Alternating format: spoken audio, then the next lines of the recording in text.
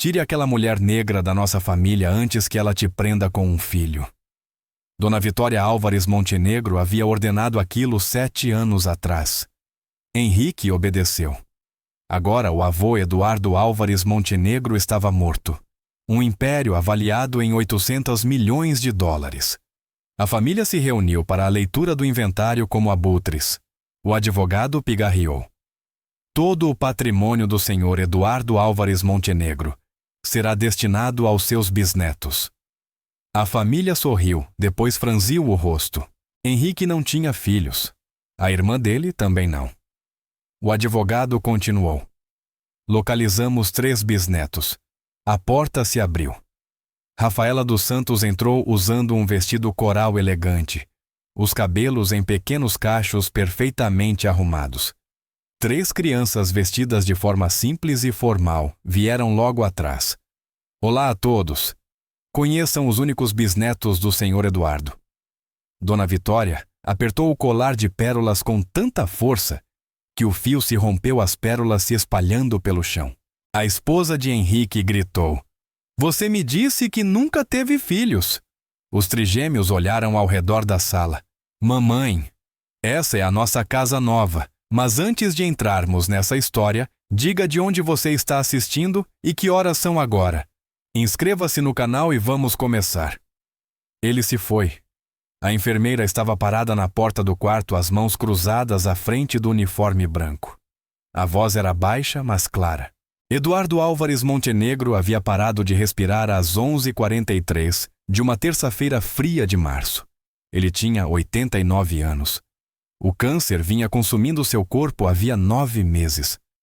Todos sabiam que esse dia chegaria. 2 dias depois, a família começou a chegar à mansão em Higienópolis. Carros caros subiam a longa entrada um após o outro, uma Mercedes preta, uma BMW prata, uma Range Rover branca.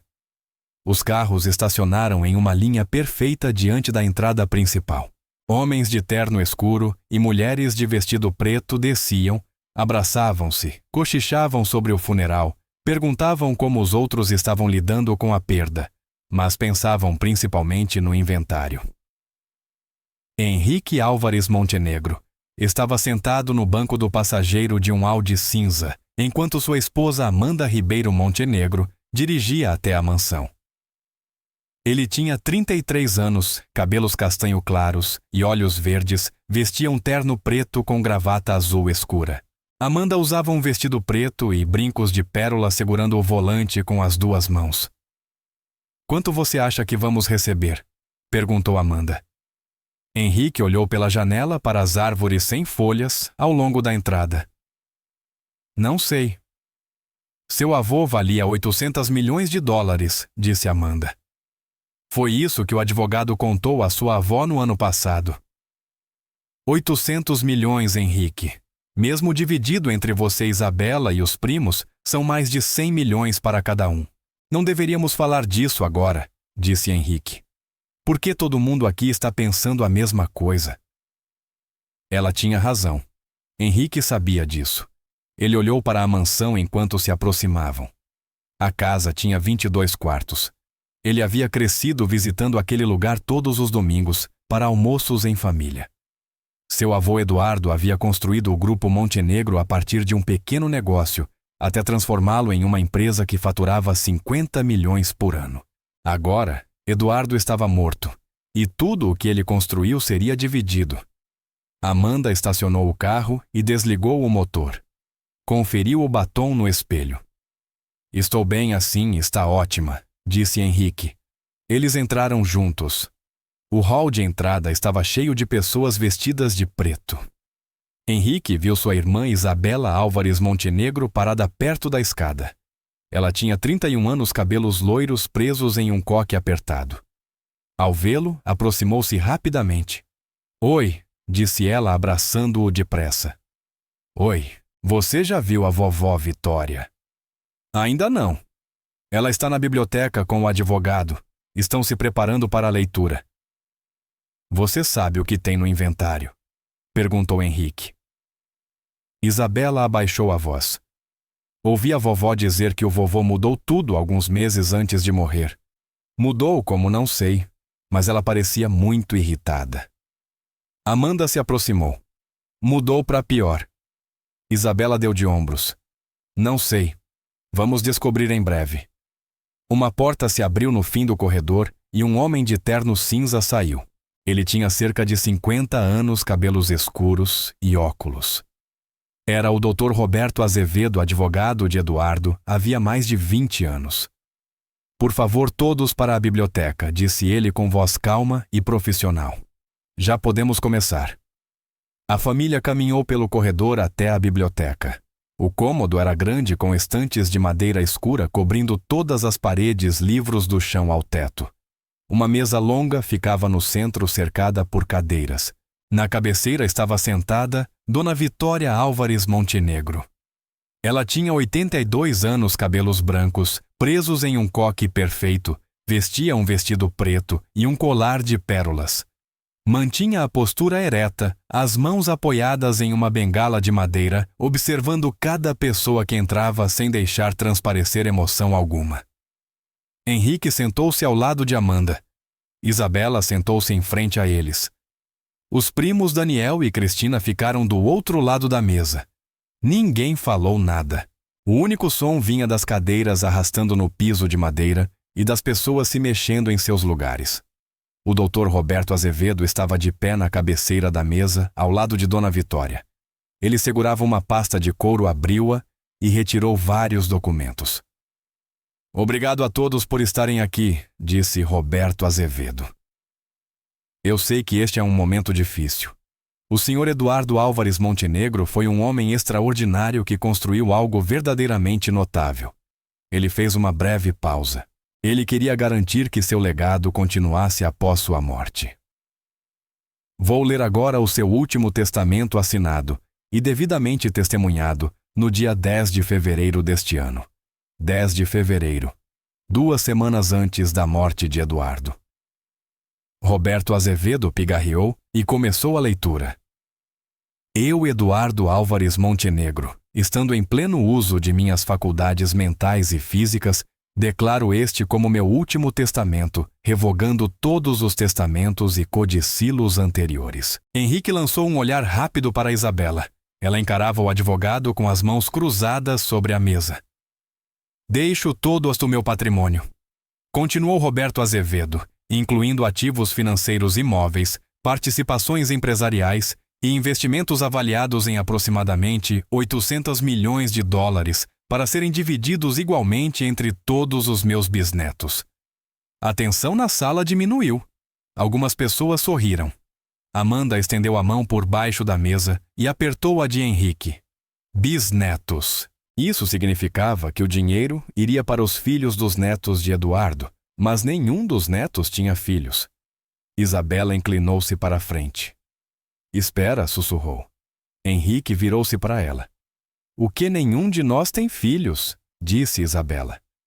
A voz era baixa, mas no silêncio da sala todos ouviram. Os sorrisos desapareceram.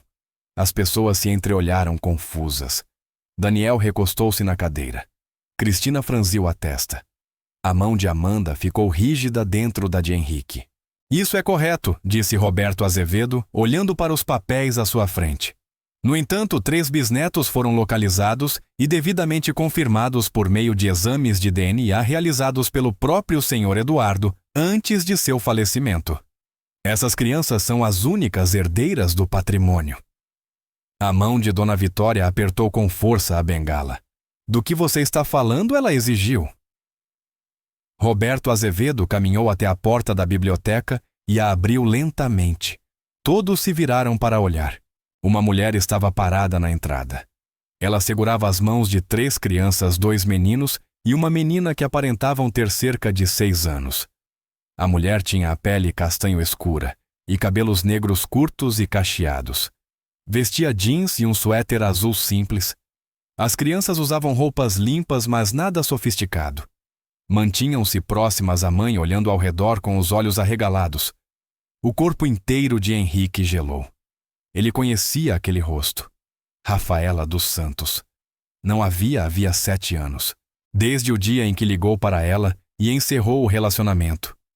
desde o dia em que bloqueou o número dela e se recusou a atender quando ela tentou ligar de volta. Ela parecia a mesma. Talvez um pouco mais velha, um pouco mais cansada, mas a mesma. Então Henrique olhou para as crianças. Os 2 meninos tinham pele morena clara. A menina também. Os 3 tinham cabelos cacheados. E os 3 tinham olhos verdes, os olhos dele. As mãos de Henrique começaram a tremer. A garganta secou. Ele não conseguia respirar. A sala parecia girar. Amanda virou-se lentamente para ele. O rosto dela estava completamente branco. Ela olhou para Henrique, depois para a mulher e as crianças na porta. Quem é essa mulher? Sussurrou. Henrique abriu a boca, mas nenhum som saiu. O cérebro dele não conseguia formar palavras. Ele apenas encarava Rafaela e as 3 crianças.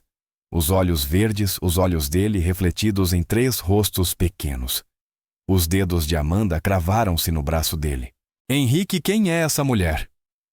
Antes que ele pudesse responder, Roberto Azevedo fez um gesto em direção às cadeiras vazias à mesa. Por favor, senhora dos Santos, pode se sentar. Rafaela entrou na biblioteca com as crianças coladas ao seu lado. Ela não olhou para Henrique. Não olhou para ninguém. Sentou-se em uma cadeira perto do meio da mesa. As 3 crianças ficaram em pé atrás dela. Um dos meninos colocou a mão no ombro da mãe. Dona Vitória bateu a bengala no chão com força. O som ecoou pela biblioteca. O que significa isso? Roberto. Roberto Azevedo manteve a calma. Colocou um documento sobre a mesa.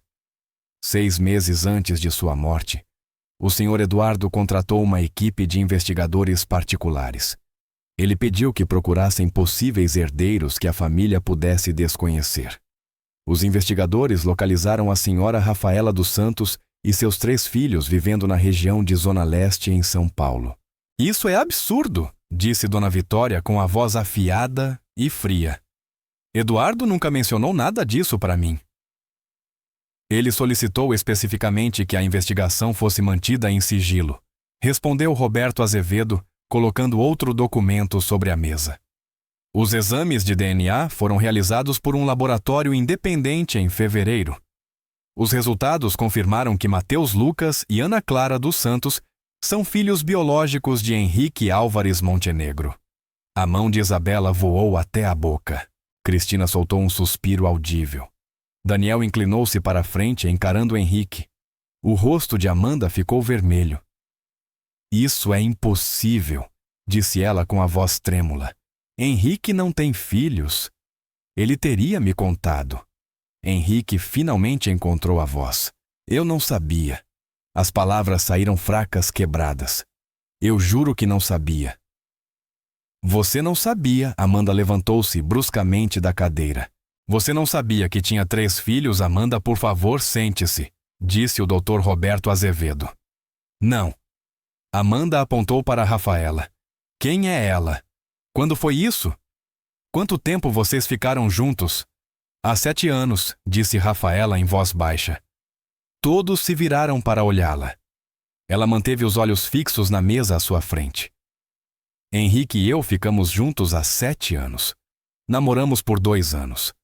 Amanda parecia ter levado um tapa no rosto. 2 anos. Terminamos há 7 anos, continuou Rafaela com a voz firme e calma. Eu estava grávida de 8 semanas quando ele terminou comigo. Eu ainda não sabia que estava grávida. Descobri 2 semanas depois que ele parou de falar comigo. A biblioteca ficou completamente em silêncio. Henrique sentiu como se estivesse se afogando. Ele se lembrou daquela ligação. Lembrou-se de estar sentado em seu apartamento com as mãos tremendo. Lembrou-se da voz da avó ecoando em sua cabeça. Encerre esse relacionamento imediatamente. Tire essa mulher negra da nossa família, antes que ela te prenda com um filho. Eu pretendia contar a ele naquele fim de semana, disse Rafaela. Eu tinha uma consulta médica numa quinta-feira.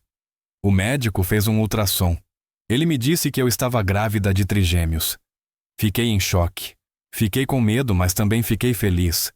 Achei que Henrique ficaria feliz também. Um dos meninos, aquele que estava com a mão apoiada no ombro de Rafaela, apertou-o suavemente. Rafaela ergueu a mão e tocou a dele. Mas na sexta-feira à noite Henrique me ligou, continuou ela. Disse que não poderíamos mais nos ver. Disse que a família dele não aprovava. Disse que tinha acabado. Depois desligou. Eu tentei ligar de volta, mas ele bloqueou meu número. Fui até o apartamento dele, mas ele não abriu a porta. Depois de 3 dias eu parei de tentar. Dona Vitória levantou-se lentamente, apoiando-se com dificuldade na bengala. Isso é mentira.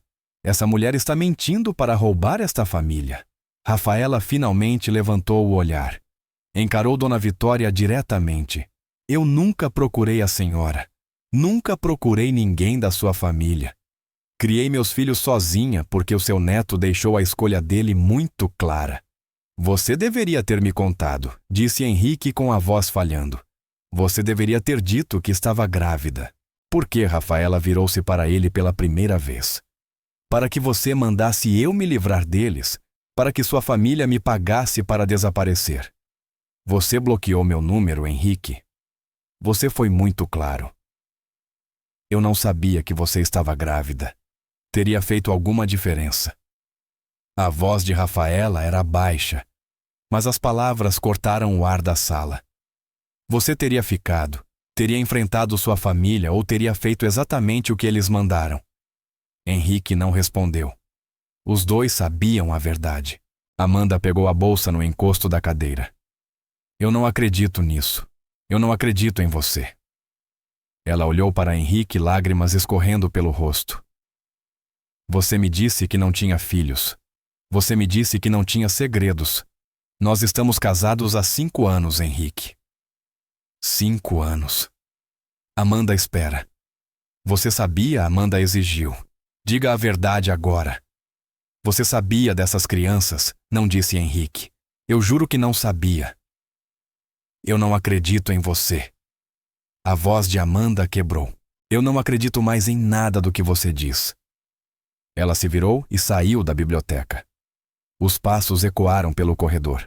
Um instante depois, a porta da frente bateu com força. Isabela encarava Henrique como se nunca o tivesse visto antes.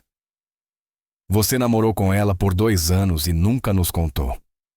A vovó mandou eu terminar, disse Henrique. Todos olharam para Dona Vitória. O rosto dela estava duro como pedra. Eu protegi esta família. Protegi o nosso nome. Ela apontou a bengala para Rafaela. Essa mulher e essas crianças não pertencem a este lugar. Eles são bisnetos do senhor Eduardo, disse Roberto Azevedo com firmeza. Os exames de DNA são conclusivos. O senhor Eduardo se encontrou com a senhora dos Santos e com as crianças em janeiro. Passou tempo com Mateus Lucas e Ana Clara. Ele tomou a decisão de mudar o testamento com base em seu próprio julgamento. Ele estava doente, disse Dona Vitória. Estava medicado. Ela o manipulou. Eu me encontrei com ele exatamente 2 vezes, disse Rafaela. Na primeira ele foi ao meu apartamento em Zona Leste. Levou pessoas com câmeras e equipamentos médicos. Queria exames de DNA. Eu permiti porque não tinha nada a esconder.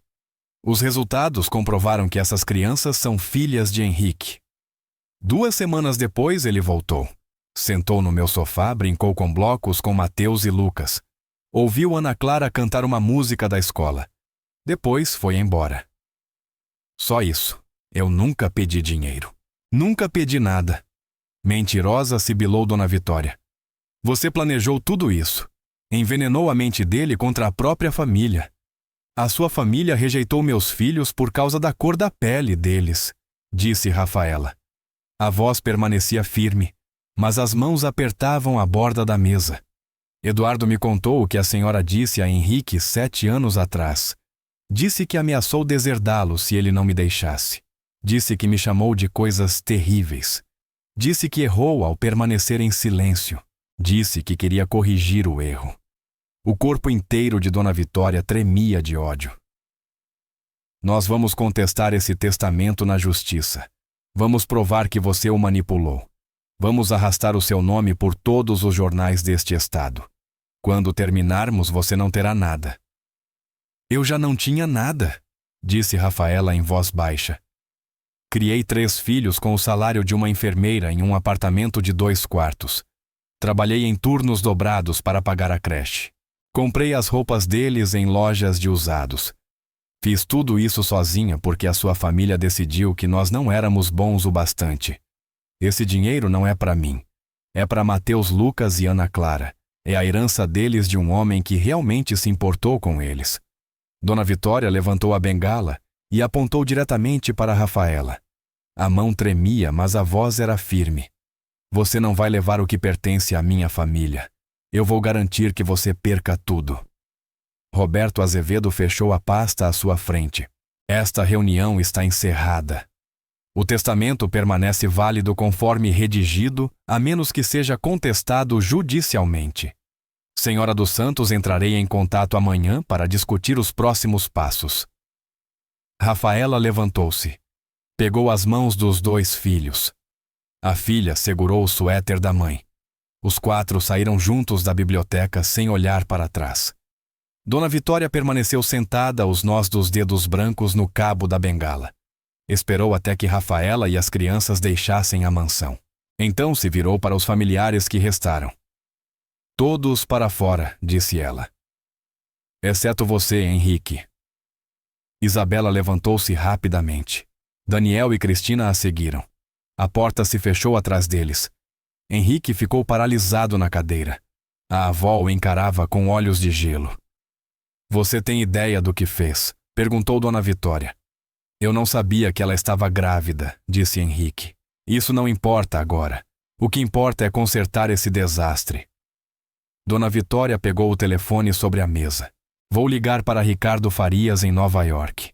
O escritório dele lida com casos assim. Também vamos precisar de investigadores e consultores de mídia. Vovó, talvez devêssemos ficar em silêncio. Dona Vitória discou e levou o telefone ao ouvido. Ricardo, aqui é Dona Vitória Álvares Montenegro. Preciso da sua equipe imediatamente em São Paulo. Temos uma situação. Ela falou por 10 minutos. Ao desligar, fez outra ligação, depois mais outra. Ao fim de 1 hora, havia contatado 3 escritórios de advocacia diferentes. Henrique ficou ali observando a avó montar um exército de advogados para destruir a mãe de seus filhos. 3 dias depois, Rafaela subiu as escadas até seu apartamento em Zona Leste. Mateus Lucas e Ana Clara vieram logo atrás. Subiram até o 3º andar. O prédio era antigo, com a pintura descascando em alguns pontos, mas era limpo e seguro. Rafaela destrancou a porta e as crianças entraram. O apartamento tinha 2 quartos, um banheiro pequeno, uma cozinha e uma sala. Os móveis eram antigos, porém confortáveis. Brinquedos estavam empilhados em caixas plásticas contra a parede. Livros ocupavam uma pequena estante perto da janela. Mateus sentou-se no sofá. Lucas e Ana Clara sentaram-se um de cada lado. Os 3 olharam para a mãe cheios de perguntas. Mãe, quem eram aquelas pessoas? Perguntou Ana Clara. Rafaela sentou-se na cadeira em frente a eles. Estava cansada. A viagem de volta de São Paulo havia levado 2 horas. Aquelas pessoas eram a família do seu pai. A gente tem um pai? Perguntou Lucas. Rafaela sabia que essa conversa chegaria um dia. Só não esperava que fosse assim. Sim, vocês têm um pai. O nome dele é Henrique. Há muito tempo antes de vocês nascerem, ele e eu ficamos juntos. Mas ele decidiu que não queria mais ficar comigo. Por que? Perguntou Mateus. Às vezes as pessoas fazem escolhas que não entendemos, disse Rafaela com cuidado. Ele fez a escolha dele. Eu tive vocês 3. E cuido de vocês sozinha desde então. Ele sabia da gente, a voz de Ana Clara saiu pequena. Não, meu amor. Ele não sabia. A gente vai ver ele, perguntou Lucas. Ainda não sei, disse Rafaela. Agora precisamos focar em nós. Nada mudou. Continuamos sendo uma família. Temos uns aos outros.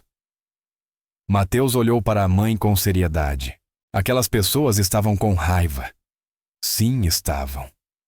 A gente fez alguma coisa errada, Rafaela. Levantou-se e se ajoelhou diante do sofá. Pegou as mãos de Mateus. Não. Vocês não fizeram nada de errado. Nenhum de vocês fez nada de errado. Vocês são perfeitos exatamente como são. Então por que eles estavam tão bravos? Perguntou Lucas. Porque às vezes as pessoas se importam mais com dinheiro do que com fazer o que é certo, disse Rafaela. Mas não precisamos nos preocupar com eles. Temos tudo o que precisamos aqui. Ana Clara abraçou a mãe. Depois Mateus e Lucas se juntaram. Rafaela abraçou os três e tentou não chorar. Naquela noite, depois que as crianças dormiram, Rafaela sentou-se à pequena mesa da cozinha. Preparou uma xícara de chá e olhou as contas empilhadas ao lado do fogão. O aluguel venceria em 2 semanas. Ela tinha um plantão no Hospital Geral de Estado de São Paulo, na noite seguinte das 7 da noite às 3 da manhã. A vida seguia como sempre. Na manhã seguinte, alguém bateu à porta do apartamento. Era sábado, 9h30 da manhã. Rafaela olhou pelo olho mágico. Henrique estava no corredor. Segurava flores e 3 presentes embrulhados. Parecia não ter dormido. O terno da leitura do testamento havia sumido. Vestia jeans e uma camisa amassada. Rafaela não abriu a porta. Henrique bateu novamente. Rafaela, eu sei que você está aí. Por favor, eu só quero conversar. Ela permaneceu em silêncio. Eu sinto muito, disse Henrique através da porta. Sinto muito mesmo. Eu não sabia que você estava grávida. Você precisa acreditar em mim. Se eu soubesse, eu teria... Vá embora, Henrique, disse Rafaela. Por favor, só me dê 5 minutos. Não. Eles são meus filhos também. Agora são. Rafaela respondeu. Onde você estava há 6 anos? Onde você estava quando fiquei em trabalho de parto por 14 horas? Onde você estava quando eles ficaram doentes e eu precisei faltar ao trabalho? Onde você estava quando Ana Clara tinha pesadelos e Mateus perguntava por que não tinha um pai? A voz de Henrique falhou. Eu não sabia. Vá embora, Henrique. Eu não vou abrir esta porta. Ela o ouviu ficar ali respirando do outro lado. Por fim, os passos dele se afastaram pelo corredor, mas ele voltou no dia seguinte. E no outro também. No 4º dia, Rafaela abriu a porta. O rosto de Henrique se encheu de esperança. Ela levantou a mão antes que ele pudesse falar. Pare de vir aqui, disse Rafaela. Pare de aparecer na minha casa. Meus filhos não conhecem você. Você é um estranho para eles. Eu quero mudar isso, disse Henrique. Eu quero ser o pai deles. Você não pode decidir isso agora. Você fez a sua escolha 7 anos atrás. Eu estava com medo. Minha avó ameaçou me deserdar. Eu não soube enfrentá-la, então você me jogou fora como se eu não fosse nada. Eu estava errado. Eu sei que estava errado. Estar errado não conserta nada, disse Rafaela. Você não nos escolheu quando realmente importava. Você não pode nos escolher agora só porque há dinheiro envolvido. Isso não é por dinheiro. Então é por quê? Porque sua avó está contratando advogados para tirar tudo dos meus filhos. Você está ajudando ela a fazer isso. Henrique baixou os olhos. Não, eu não estou ajudando. Mas também não está impedindo, disse Rafaela. Você está fazendo a mesma coisa que fez 7 anos atrás. Nada. Ela fechou a porta na cara dele. Nas 2 semanas seguintes, pacotes começaram a chegar ao apartamento. Brinquedos para as crianças, livros, bichos de pelúcia, cartões com a letra de Henrique. Rafaela recusou todas as entregas. Mandou tudo de volta. Depois começaram a chegar as cartas. Cartas longas escritas em papel creme. Henrique pedindo desculpas repetidas vezes. Henrique explicando como a avó o controlava. Henrique implorando por uma chance de conhecer Mateus, Lucas e Ana Clara. Rafaela colocou as cartas em uma caixa de sapatos, sem ler nenhuma. Guardou a caixa na prateleira mais alta do armário. No trabalho, os colegas de Rafaela perceberam que algo estava errado. Sua amiga Carla a puxou de lado durante a pausa no refeitório do hospital. Amiga, o que está acontecendo com você? Perguntou Carla. Ela também era enfermeira na mesma unidade, tinha 35 anos e olhos gentis. Rafaela estava cansada demais para continuar fingindo que estava tudo bem. Contou a Carla toda a história sobre Henrique, sobre o inventário sobre os 800 milhões que seus filhos haviam acabado de herdar. A boca de Carla ficou aberta. 800 milhões. Você está falando sério? A avó dele está contestando na justiça. Ela está dizendo que eu manipulei o Eduardo. Você manipulou, não. Eu encontrei o homem 2 vezes. Ele veio até mim. Eu nunca pedi nada. Carla balançou a cabeça incrédula. Isso é loucura. O que você vai fazer eu não sei. O advogado mandou esperar, mas eu estou com medo, Carla. E se eles tirarem isso dos meus filhos? E se encontrarem um jeito de provar que eu não mereço? Seus filhos merecem, disse Carla com firmeza. Eles são bisnetos dele. Têm o sangue dele. A família não pode mudar isso. Mas Rafaela sabia que pessoas com dinheiro e poder podiam mudar quase qualquer coisa. 3 dias depois, um homem de terno bateu à porta do apartamento de Rafaela às 7 da noite. Ela abriu com a corrente ainda presa. Rafaela dos Santos perguntou ao homem. Sim, ele passou um envelope pela fresta da porta. Você foi intimada. Em seguida foi embora. Rafaela fechou a porta e abriu o envelope. As mãos começaram a tremer enquanto lia o documento. Era uma intimação judicial. Ela teria que comparecer ao tribunal em São Paulo, em 2 semanas, junto com Mateus Lucas e Ana Clara. A família Álvares Montenegro estava contestando oficialmente o testamento. Rafaela ligou para Roberto Azevedo na manhã seguinte. Ele atendeu no 2º toque. Recebi os papéis do tribunal, disse Rafaela. Eles querem que eu leve as crianças. Eu sei, respondeu Roberto.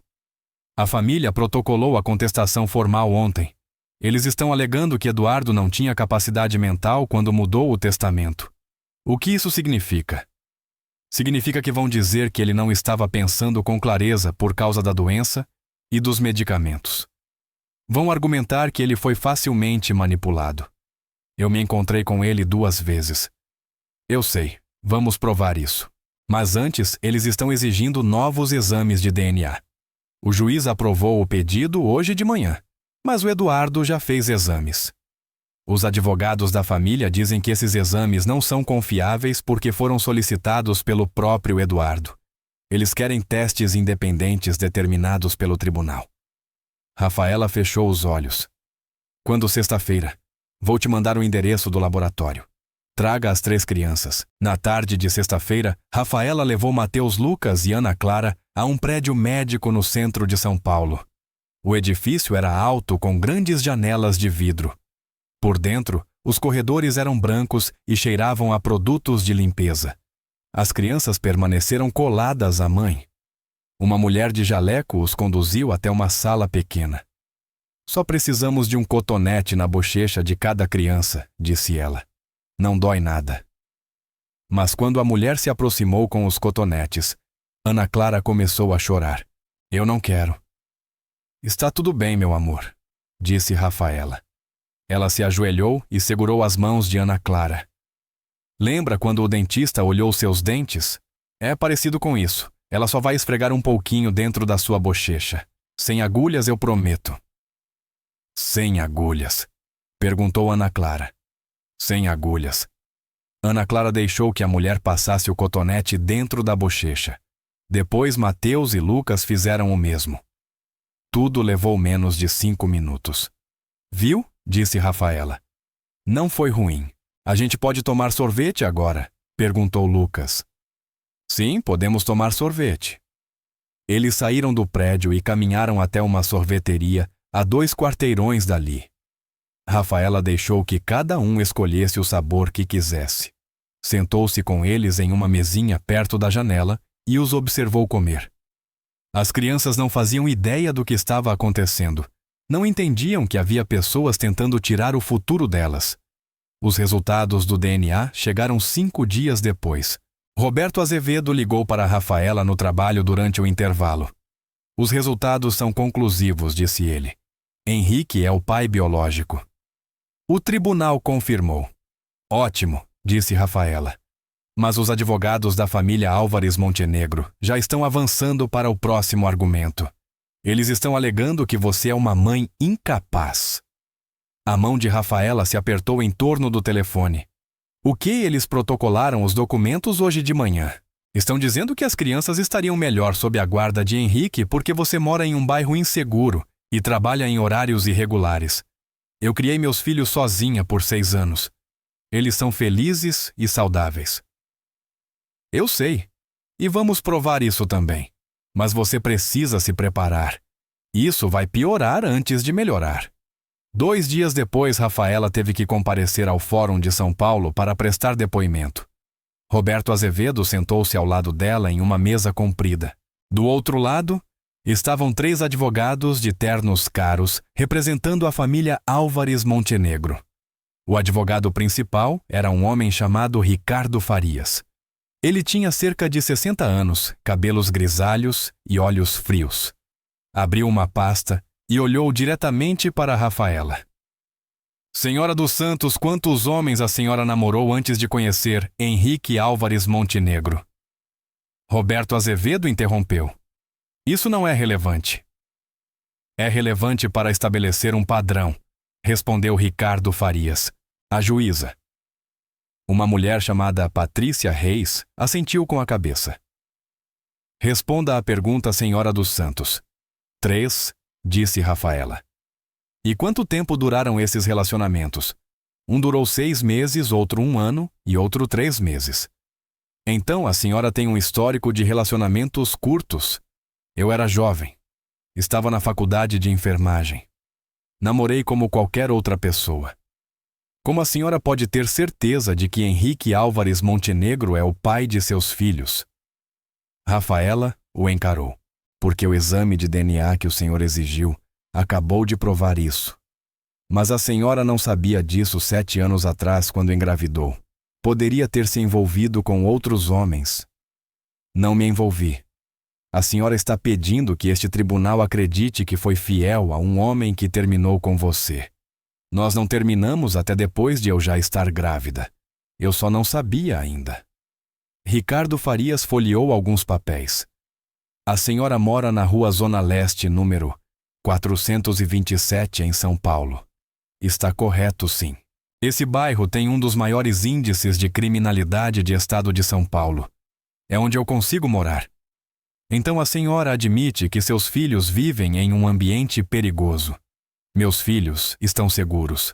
Moramos em um bom prédio. Eles estudam em uma boa escola. Têm amigos e professores que se importam com eles. Ricardo Farias puxou uma fotografia e a colocou sobre a mesa. Era o prédio onde Rafaela morava, fotografado de um ângulo que o fazia parecer decadente e ameaçador. É aqui que os bisnetos do senhor Eduardo estão sendo criados, disse ele em um prédio de 3 andares, em uma área de alta criminalidade. Roberto Azevedo colocou seus próprios documentos sobre a mesa. A senhora dos Santos nunca atrasou um aluguel em 6 anos. Nunca foi despejada. Nunca foi presa. Tem crédito impecável. Trabalha em tempo integral como enfermeira registrada em um dos melhores hospitais de São Paulo. Trabalha em turnos noturnos. Quem cuida das crianças quando a senhora está trabalhando? Perguntou Ricardo Farias. Uma cuidadora licenciada, respondeu Rafaela. A senhora Chen, do 2º andar. Ela cuida deles desde que eram bebês. Então estranhos criam seus filhos, enquanto a senhora trabalha. Mães que trabalham existem, senhor Farias. Eu não sou a primeira. O interrogatório continuou por mais 2 horas. Perguntaram sobre as finanças dela, sua escala de trabalho, sua origem familiar, seus amigos. Tentaram fazê-la parecer irresponsável e descuidada, mas Rafaela respondeu a todas as perguntas com calma e clareza. Quando terminou, Roberto Azevedo a acompanhou até o carro. Você se saiu bem lá dentro, disse ele. Eles estão tentando pintá-la como uma mãe ruim. Estão desesperados, mas temos provas do nosso lado. Reuni cartas dos professores das crianças da cuidadora da sua supervisora no hospital. Todos dizem a mesma coisa. Você é uma mãe excelente. E seus filhos estão prosperando. Isso vai ser suficiente. Acho que sim. Mas há mais uma coisa. Roberto Azevedo entregou a ela outro envelope. Isso chegou ao meu escritório esta manhã, disse Roberto Azevedo. É da Amanda Ribeiro Montenegro. Ela está entrando com o pedido de divórcio de Henrique. Rafaela pegou o envelope, mas não o abriu. Por que você está me contando isso? Porque isso mostra que a família Álvares Montenegro está se desintegrando. Amanda está furiosa. Está exigindo metade de tudo o que Henrique possui. E contou a várias pessoas que acredita que você está dizendo a verdade quando afirma que não sabia de nada sobre Eduardo. Naquela mesma tarde, Henrique estava sentado à mesa em seu escritório na Álvares Montenegro Indústrias, quando alguém bateu à porta. A assistente abriu e um homem de terno entrou. Henrique Álvares Montenegro perguntou ao homem. Sim? O homem colocou um envelope sobre a mesa. O senhor foi citado. Henrique abriu o envelope. Eram os papéis do divórcio. Amanda estava pedindo a separação e exigindo metade das economias pessoais dele, o carro e parte de qualquer herança futura que viesse a receber. Ele tentou ligar para Amanda, mas ela não atendeu. Tentou ligar para Rafaela, mas o número estava bloqueado. Ficou sentado sozinho no escritório encarando os papéis. Naquela noite, Dona Vitória foi internada no hospital de Higienópolis, com pressão alta e dores no peito. O estresse estava destruindo o corpo dela. Isabela dirigiu desde seu apartamento em Osasco para ver a avó no hospital. Dona Vitória estava deitada na cama com monitores apitando ao redor. O rosto estava pálido, mas os olhos permaneciam afiados. Você vai desistir do processo? Perguntou Isabela. Nunca respondeu Dona Vitória. Vovó, isso está te matando. Sua pressão está altíssima. O médico disse que você pode ter um derrame. Eu não me importo. Aquela mulher não vai ficar com o nosso dinheiro. Isabela se levantou. Eu não aguento mais isso. Não posso mais fazer parte desta família. Sente-se, Isabela. Não? Vou me mudar para a Flórida. Recebi uma proposta de trabalho em Tampa. Vou embora na semana que vem. Se você for, estará escolhendo o lado dela contra a sua família. Não existem lados, vovó. Aquelas crianças também são família. Elas têm o nosso sangue. Henrique é o pai delas, gostemos ou não. O monitor cardíaco de Dona Vitória começou a apitar mais rápido. Uma enfermeira entrou no quarto. Você precisa sair. Ela precisa ficar calma. Isabela olhou para a avó uma última vez e saiu. Dona Vitória recebeu alta 3 dias depois. A primeira coisa que fez foi ligar para Ricardo Farias. Não me importa o custo, disse ela. Destrua essa mulher. 2 semanas depois, Roberto Azevedo ligou para Rafaela às 8 da manhã. O juiz marcou a audiência final, disse ele. Daqui a 2 semanas. Essa audiência vai decidir tudo. A audiência final foi marcada para o dia 15 de maio, às 10 da manhã. Rafaela mal dormiu na noite anterior. Levantou às 5, tomou banho e vestiu o único vestido profissional que possuía. Era azul escuro e havia sido comprado em uma loja de desconto 3 anos antes. Carla chegou às 7 para ficar com Mateus Lucas e Ana Clara. O juiz havia decidido que as crianças não precisariam estar presentes. Você consegue, disse Carla abraçando Rafaela na porta. Esses bebês são seus e ninguém pode tirar isso de você. Rafaela dirigiu sozinha até São Paulo. A estrada estava silenciosa naquela manhã cedo. Ela chegou ao fórum às 9h15 e encontrou Roberto Azevedo esperando nos degraus. Pronta? Perguntou ele. Não disse, Rafaela. Mas vamos fazer isso mesmo assim. Eles passaram pela segurança e pegaram o elevador até o 4º andar. O tribunal era grande, com paredes revestidas de madeira e fileiras de bancos. Dona Vitória estava sentada na primeira fila do lado direito. 3 advogados de terno escuro estavam à mesa à frente dela. Ricardo Farias estava no centro organizando papéis. Rafaela sentou-se do lado esquerdo com Roberto Azevedo. Olhou ao redor da sala. Havia mais pessoas do que esperava, funcionários do tribunal, alguns repórteres na última fila, e Henrique. Ele estava sentado sozinho na última fileira do lado de Dona Vitória. Parecia péssimo. O rosto estava pálido e havia olheiras profundas sob os olhos. Quando percebeu Rafaela olhando para ele, tentou fazer contato visual. Ela desviou o olhar. Exatamente às 10 em ponto, o oficial de justiça se levantou. Todos de pé. O Tribunal Superior do Condado de São Paulo está em sessão. A meritíssima juíza Margarete Helena Costa presidindo. Todos se levantaram quando a juíza Helena Costa entrou. Ela tinha cerca de 60 anos, cabelos grisalhos presos em um coque. Usava toga preta e se movia com autoridade silenciosa. Sentou-se ao banco e todos os demais se sentaram. Esta é a audiência final referente ao espólio de Eduardo Álvares Montenegro, disse a juíza Helena Costa. Estamos aqui para determinar a validade do testamento datado de 10 de fevereiro. Senhor Farias, o senhor pode apresentar suas alegações finais. Ricardo Farias levantou-se, abotoou o paletó e caminhou até o centro do tribunal. Excelência, este caso trata de um homem moribundo que foi aproveitado em seus últimos dias, começou ele. Eduardo Álvares Montenegro construiu um império avaliado em 800 milhões de dólares ao longo de 60 anos. Era um empresário brilhante, mas nos seus últimos meses estava enfraquecido por um câncer pancreático. Fazia uso de morfina para a dor. Tomava medicamentos para a ansiedade. Estava confuso e vulnerável. Ricardo Farias retirou prontuários médicos e os colocou sobre a mesa à vista da juíza. Esses registros mostram que Eduardo recebeu altas doses de analgésicos nos meses de janeiro e fevereiro. Especialistas médicos confirmarão que esses medicamentos podem causar confusão, perda de memória e comprometimento do julgamento. Era nesse estado que Eduardo se encontrava quando a senhora Rafaela apareceu em sua vida. Rafaela sentiu o maxilar se contrair. Quis se levantar e gritar que nunca apareceu na vida de ninguém. Eduardo foi quem a procurou, mas Roberto Azevedo pousou a mão em seu braço com delicadeza. A senhora Rafaela afirma que nunca pediu dinheiro a Eduardo, continuou Ricardo Farias. Mas ela não precisava pedir. Eduardo conheceu as crianças, viu que viviam com dificuldades, sentiu culpa. Ela manipulou esses sentimentos.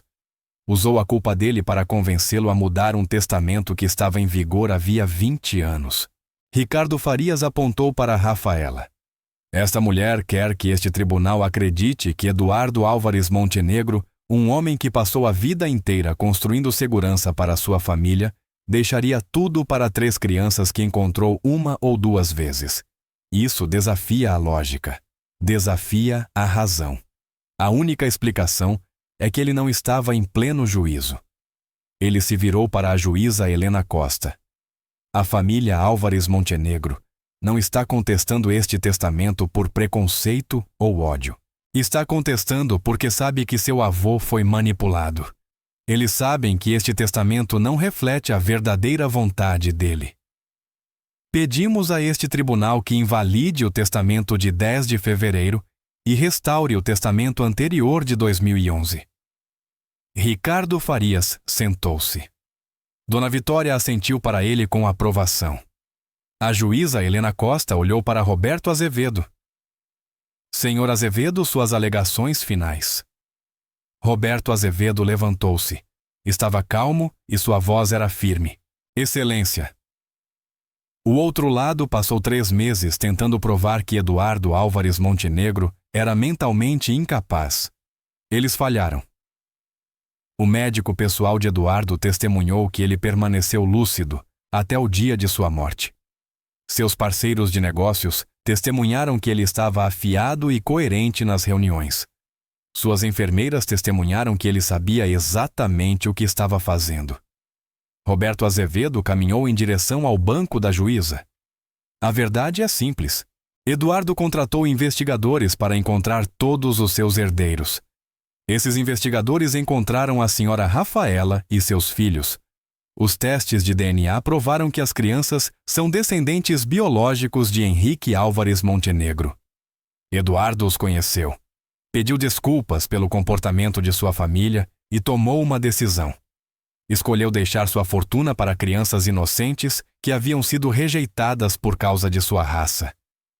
Roberto Azevedo virou-se e olhou diretamente para Dona Vitória. A família Álvares Montenegro não quer que este tribunal acredite que Eduardo estava confuso.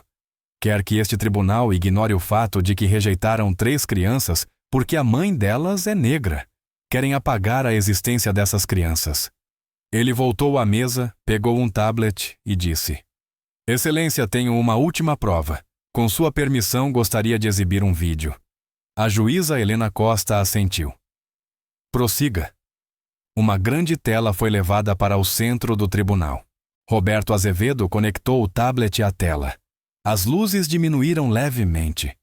O vídeo começou. Eduardo Álvares Montenegro apareceu na tela. Ele estava sentado em uma cama vestindo um pijama azul claro. Equipamentos médicos eram visíveis ao fundo. Seu rosto estava magro e a pele pálida, mas os olhos estavam claros e focados. Ele olhou diretamente para a câmera. Meu nome é Eduardo Álvares Montenegro, disse. Sua voz era fraca, mas firme. Hoje é dia 8 de fevereiro. Estou gravando este vídeo porque sei que minha família vai contestar meu testamento depois que eu morrer. Quero que não reste nenhuma dúvida sobre minhas intenções ou sobre meu estado mental. O tribunal ficou completamente em silêncio. Até Dona Vitória permaneceu imóvel encarando a tela. Há 6 meses, continuei Eduardo, contratei investigadores particulares. Pedi que procurassem qualquer herdeiro que eu talvez não conhecesse. Fiz isso porque queria saber a verdade. Os investigadores encontraram Rafaela e seus 3 filhos, em São Paulo, Mateus Lucas e Ana Clara. Solicitei testes de DNA. Os resultados provaram que eles são meus bisnetos. Eles são filhos de Henrique. Eduardo fez uma pausa e respirou lentamente. Quando soube da existência dessas crianças, entrei em contato com Rafaela. Pedi para conhecê-las. Ela hesitou no início. Achou que eu estivesse ali para ameaçá-la ou tirar seus filhos, mas consegui convencê-la de que só queria conhecer meus bisnetos. Na tela, os olhos de Eduardo se encheram de lágrimas. Conheci Mateus Lucas e Ana Clara no dia 14 de janeiro. Eles vieram a esta casa. No começo eram tímidos. Depois Mateus me mostrou um livro que estava lendo. Lucas me mostrou seus desenhos. Ana Clara cantou uma música que aprendeu na escola. São crianças lindas, são inteligentes e gentis. E minha família as rejeitou porque a mãe delas é negra. As mãos de Dona Vitória apertaram o cabo da bengala com tanta força que os nós dos dedos ficaram brancos. Eu não estou confuso, disse Eduardo com firmeza. Não estou sendo manipulado. Estou tomando esta decisão com plena consciência do que ela significa. Estou deixando todo o meu patrimônio para Mateus Lucas e Ana Clara porque eles são inocentes. Não fizeram nada de errado. Minha família os rejeitou por racismo. Eu não permitirei que o racismo determine quem merece o meu legado. Eduardo inclinou-se levemente para a frente. Rafaela nunca me pediu dinheiro. Nunca me pediu nada. Criou 3 filhos sozinha enquanto minha família vivia no conforto. Ela é uma boa mãe. Trabalha duro. Merece respeito, não acusações. Ele recostou-se nos travesseiros. Estou fazendo isso porque é o certo. Minha família vai ficar furiosa. Vão dizer coisas terríveis sobre a Rafaela. Vão lutar contra este testamento com tudo o que tem. Mas peço a este tribunal que honre a minha vontade. Dê a essas crianças o que elas merecem. Dê a elas o futuro que minha família tentou lhes tirar. O vídeo terminou. A tela ficou escura. Ninguém se mexeu. Ninguém falou. Várias pessoas no tribunal tinham lágrimas nos olhos.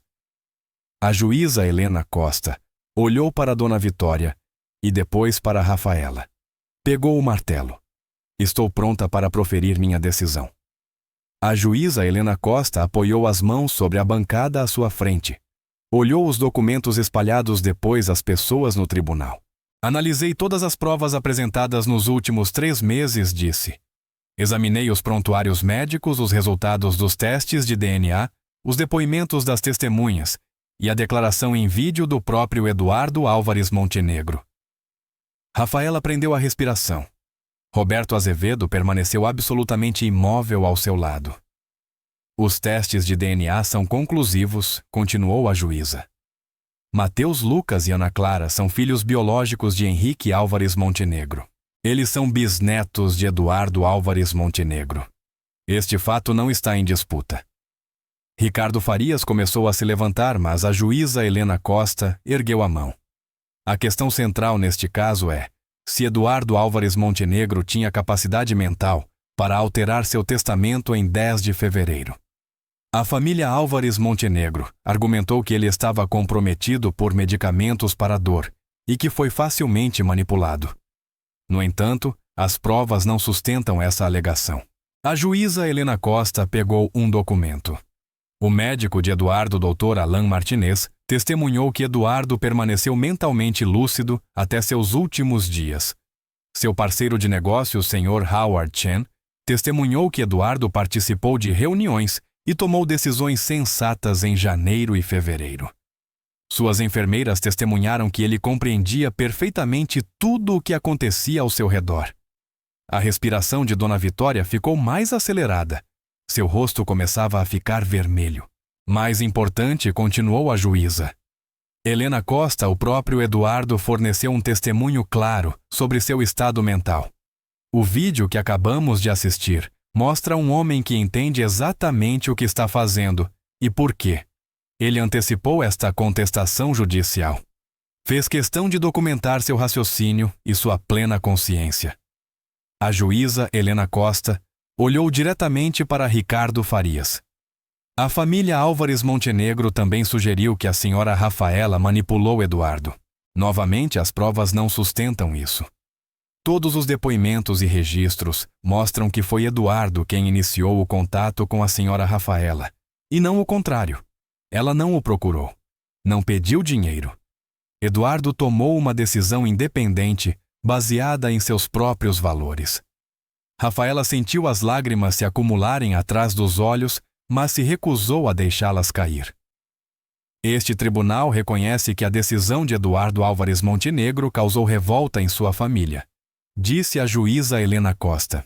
Mas estar revoltado não invalida um testamento legal. Eduardo tinha o direito de deixar seu patrimônio a quem quisesse. Ele escolheu seus bisnetos que haviam sido rejeitados por esta família. A juíza Helena Costa pegou o martelo. Este tribunal decide que o testamento datado de 10 de fevereiro é válido e juridicamente vinculante. Mateus Lucas e Ana Clara são os únicos herdeiros do espólio de Eduardo Álvares Montenegro, avaliado em aproximadamente 800 milhões de dólares. O patrimônio será mantido em um fundo fiduciário até que cada criança complete 25 anos.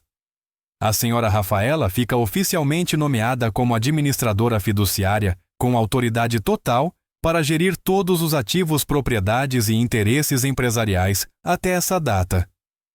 O martelo bateu com um estalo seco. Este caso está encerrado. Dona Vitória levantou-se de um salto. Não? Sua voz ecoou pelo tribunal. Isso está errado. A senhora não pode. As palavras morreram de repente. Seus olhos se arregalaram. A bengala caiu de sua mão e bateu no chão. Seu corpo pendeu para a da esquerda. Vovó Henrique saltou da última fileira. A boca de Dona Vitória se abriu, mas apenas sons desconexos saíram. O lado esquerdo do rosto caiu. O braço esquerdo ficou imóvel. Ela desabou na cadeira e depois escorregou para o chão. Alguém chame o 190, gritou Ricardo Farias.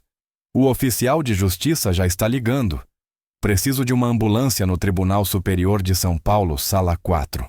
Mulher na casa dos 80 anos. Possível AVC. Pessoas correram em direção a Dona Vitória. Henrique abriu caminho pela multidão e ajoelhou-se ao lado da avó. Vovó, você consegue me ouvir? Os olhos dela estavam abertos, mas sem foco. Um fio de saliva escorria pelo canto esquerdo da boca. Ela tentou falar, mas as palavras não se formavam. Rafaela ficou parada junto à mesa.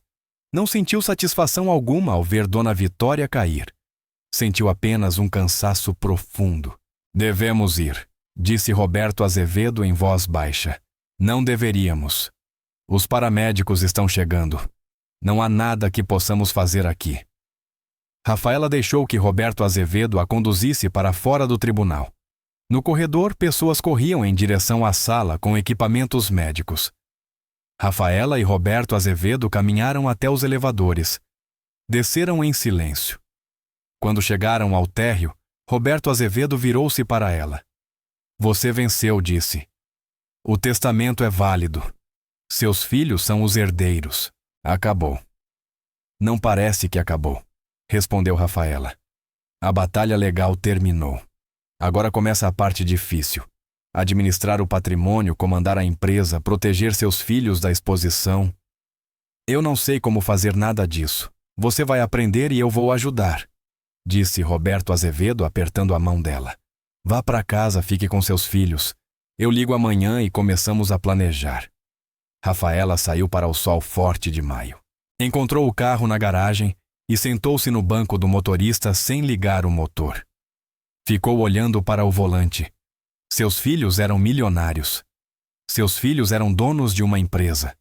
Seus filhos haviam herdado um império de um homem que tinham conhecido uma única vez. Ela não sabia o que fazer com aquela informação. Por fim, ligou o carro e saiu da garagem. A viagem de volta até São Paulo levou 2 horas. Ela ligou o rádio, mas mal ouviu a música. A cabeça estava cheia demais. Quando estacionou em frente ao prédio em Zona Leste, já eram quase 3 da tarde. Subiu as escadas até o 3º andar e destrancou a porta. Mãe. Os 3 filhos correram até ela. Mateus chegou primeiro, Lucas e Ana Clara logo atrás. Eles abraçaram a cintura dela com força. Carla estava parada na porta da cozinha. Então nós ganhamos, disse Rafaela. O rosto de Carla se abriu em um sorriso enorme. Eu sabia. Eu sabia que você ia ganhar. As crianças olharam para a mãe cheias de perguntas. O que a gente ganhou? Perguntou Ana Clara. Rafaela se ajoelhou para ficar na altura deles. Lembram do bisavô Eduardo, o homem que veio nos visitar? Os 3 assentiram. Ele deixou um presente para vocês. Um presente muito grande. Ele deixou dinheiro para ajudar vocês quando crescerem. Para a faculdade, para o que quiserem fazer da vida. Quanto dinheiro? Perguntou Mateus, sempre o mais prático. Muito, respondeu Rafaela. Mais do que a gente vai precisar. Mas isso não muda quem somos. Continuamos sendo nós. Continuamos sendo uma família. Tá bom, disseram as crianças juntas. Carla ficou mais 1 hora fazendo perguntas e comemorando. Quando finalmente foi embora, Rafaela fez o jantar das crianças. Frango com arroz, a mesma refeição de toda quinta-feira. Depois do jantar, assistiram a um filme juntos. Depois, banho, histórias e cama. Tudo estava exatamente igual a sempre e ao mesmo tempo completamente diferente. Depois que as crianças adormeceram, Rafaela deitou na própria cama olhando para o teto. O apartamento estava silencioso, exceto pelo barulho distante do trânsito. Pensou em Eduardo e na mensagem em vídeo. Pensou em Dona Vitória caindo no tribunal. Pensou em Henrique sentado sozinho na última fileira. Pensou nos filhos e no que aquele dinheiro significaria para eles. Será que mudaria quem eles eram? Será que cresceriam achando que eram melhores que os outros? Será que esqueceriam de onde vieram? Ela prometeu a si mesma que não deixaria isso acontecer. Faria questão de que Mateus, Lucas e Ana Clara entendessem o valor do trabalho duro e da bondade. Dinheiro não os definiria. Mas mesmo enquanto fazia essa promessa, a dúvida surgiu. Como 800 milhões não mudariam tudo. Ela se virou de lado e olhou o relógio. Já passava da meia-noite. Precisava dormir. No dia seguinte, Roberto Azevedo ligaria com uma lista de tarefas, documentos, para assinar decisões a tomar. Sua vida estava prestes a se tornar algo completamente novo. Ela fechou os olhos e tentou descansar. Em Osasco, São Paulo, Henrique estava sentado em seu pequeno apartamento com o telefone na mão. Tentara se aproximar de Rafaela do lado de fora do tribunal, mas Roberto Azevedo se colocara entre eles. Azevedo o havia encarado friamente e dito: "Fique longe da minha cliente." Então Henrique ficou longe. Voltou dirigindo sozinho para o apartamento. A avó estava no hospital. A irmã não atendia suas ligações. A esposa havia se divorciado dele 2 semanas antes. Ele não tinha ninguém. Olhou para as fotos de Mateus Lucas e Ana Clara, que Rafaela havia postado meses antes. 3 crianças lindas de olhos verdes, os olhos dele e seus filhos que não o conheciam. Perguntou-se se algum dia conheceriam. Na manhã seguinte, às 9 em ponto, Roberto Azevedo ligou para Rafaela. Ela estava preparando o café da manhã das crianças quando o telefone tocou. "Você pode ir ao meu escritório amanhã?" perguntou ele. "Precisamos conversar sobre o que significa ser administradora fiduciária. Há muitas decisões a tomar." "Que tipo de decisões?" "Decisões financeiras, decisões empresariais. Você agora controla todo o patrimônio de Eduardo. Isso inclui a Álvares Montenegro Indústrias." Rafaela precisou se sentar. "A empresa?" "Sim, a empresa emprega 400 pessoas. Gera cerca de 50 milhões por ano. Como administradora, você tem autoridade total sobre todas as operações. Eu sou enfermeira. Não sei nada sobre administrar uma empresa. Você terá assessores para ajudar, mas as decisões finais serão suas." No dia seguinte, Rafaela pegou o trem até o escritório de Roberto Azevedo, no centro de São Paulo. O escritório ficava no 20º andar de um prédio de vidro. A sala de espera tinha poltronas de couro e obras de arte nas paredes. Uma secretária a conduziu até uma grande sala de reuniões. Roberto Azevedo já estava lá com mais 3 pessoas, 2 homens e uma mulher, todos usando ternos caros. Rafaela, estes são os consultores financeiros que administravam os investimentos de Eduardo. Roberto Azevedo disse: "Este é David Park, Susan Miller e James Rodrigues." Todos apertaram as mãos e se sentaram à longa mesa. David Park abriu um laptop e projetou números na tela da parede. "O espólio é composto por vários componentes", explicou. "Os ativos em caixa totalizam aproximadamente 200 milhões de dólares. Os imóveis em São Paulo, Nova York e Flórida estão avaliados em 150 milhões. As carteiras de investimentos em ações e títulos somam 300 milhões. E a Álvares Montenegro Indústrias está avaliada em 150 milhões. O valor total do espólio é de 800 milhões de dólares. Rafaela encarou os números na tela. Não conseguia processá-los. 800 milhões de dólares era uma quantia impossível de imaginar. "Como administradora fiduciária, você tem controle total sobre todos esses ativos", disse Susan Miller.